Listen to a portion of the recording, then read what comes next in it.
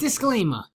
This video is my personal opinion, and if you disagree with anything that is said, feel free to leave a comment letting me know what your first experience was like in the game. Kill, die, learn, repeat. I was gonna upload this video with live commentary, but my footage had some pretty crazy sync issues, so instead, I'll just talk about my experience with Dead Cells for the first time playing it. I guess you would call this sort of a first impressions video. First things first, I'll just explain what this game is real quick.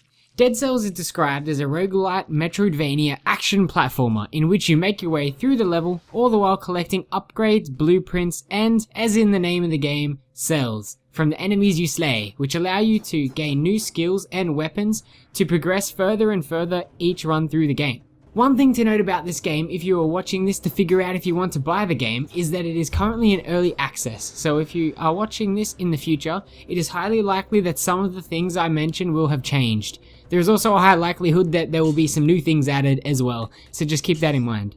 Dead Cells is a game where there are no checkpoints. There are teleporters that can be used in each level, however this game is permadeath, so if you die in the middle of a level, you'll have to start your run all over again.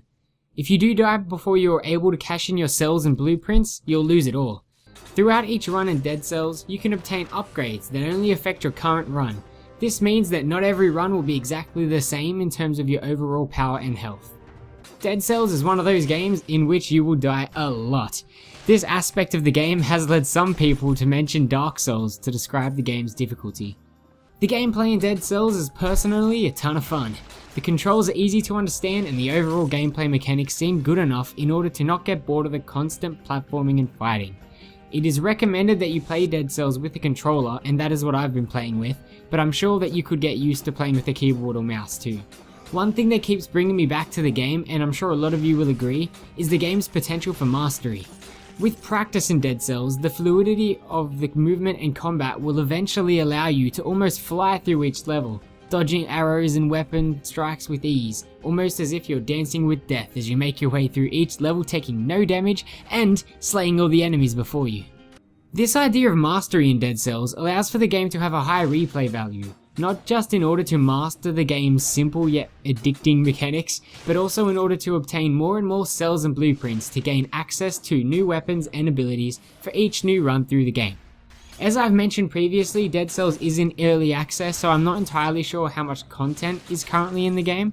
From the little that I've seen so far, however, it looks to be enough to provide many hours of death-filled entertainment. In my time playing Dead Cells, I've come across a variety of environments to make my way through, and each environment seemingly has its own enemies to fight as well, making the game feel fresh so that you're not stuck fighting the one enemy or running through one location forever. The variety of weapons and tools at your disposal is also nothing to sneeze at. From swords, daggers, bows, shields, and magic, there is almost certainly something that you will enjoy using. Something that makes this all the sweeter, however, is that as you are going through the level, you can find blueprints which can potentially give you access to new and even better weapons and tools to use in your next run. Cells, which are obtained through defeating your enemies, can be seen as a sort of a currency in the game, which at the end of each environment can be used to purchase new weapons or unlock blueprints you obtained in previous runs. The more cells you have, the more devastating it is when you die and see all of your cells disappear from your character for good. However, the sense of accomplishment you gain when you get to spend all of your hard-earned cells on upgrades is a feeling that is hard to beat. Overall, Dead Cells is an awesome game. My first impressions of Dead Cell was definitely a positive one. Let me know in the comments what your experience with Dead Cells was like for the first time, and I definitely recommend this game to anyone who is thinking of buying it. I hope you guys enjoyed this little quick episode video of Dead Cells first impressions. I hope you guys enjoyed, and I'll see you all in the next video. Bye bye.